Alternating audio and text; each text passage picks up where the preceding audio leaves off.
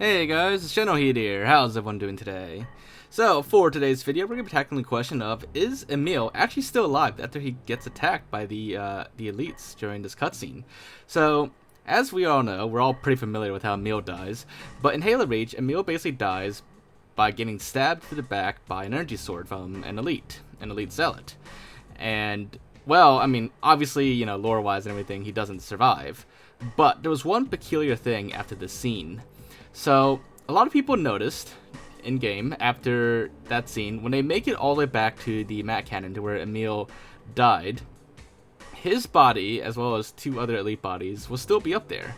And one interesting thing that people noticed is that these bodies, some people thought that they're still alive because the shields are actually still active on the elites and on Emile. So, it seems like, you know, it seems like they're all still alive here. They're just placed there and they're kind of like stuck in like a permanent animation, like a permanent pose that you can't break them out of. Which isn't the first time, you know, throughout the Halo series where there's been like a character in a permanent pose that you can't get them out of. I mean, like the crazy Marine on a mission to Alexandria, for example, you can't push him around. He's in that animation.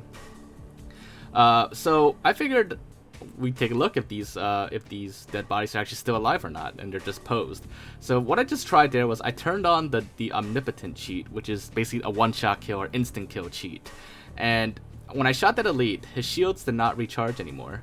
But it doesn't matter that I used the instant kill cheat at all, because if I just I turned it off there, and if I just knock the shields off and then shoot the elite in the head, you can see his shields also don't recharge anymore. So it seems like I actually managed to kill the elite. And it's the same thing with Emile. Once I take his shields down and I shoot him in the head, then his shields likewise also won't recharge anymore. So, are they actually still alive? Did I just kill them all by like knocking the shields down or using the instant kill cheat? Well, it actually puzzled me for quite a while.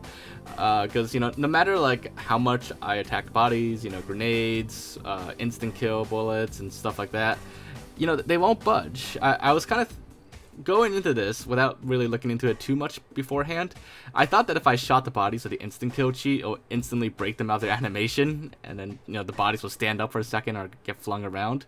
Because in Halo 3 that would happen sometimes with, you know, characters in like a certain animation. But that's not what's going on here.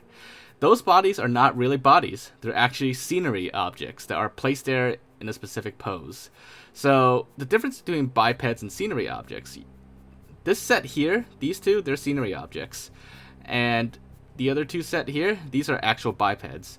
So the ones on the left, they're not alive. The ones on the right, they are alive. Which is why I can actually kill them here. You know, either through melee or the usual just shooting them. So that's how you know those are alive. But these two, you know, they have shields and everything, and they'll even bleed.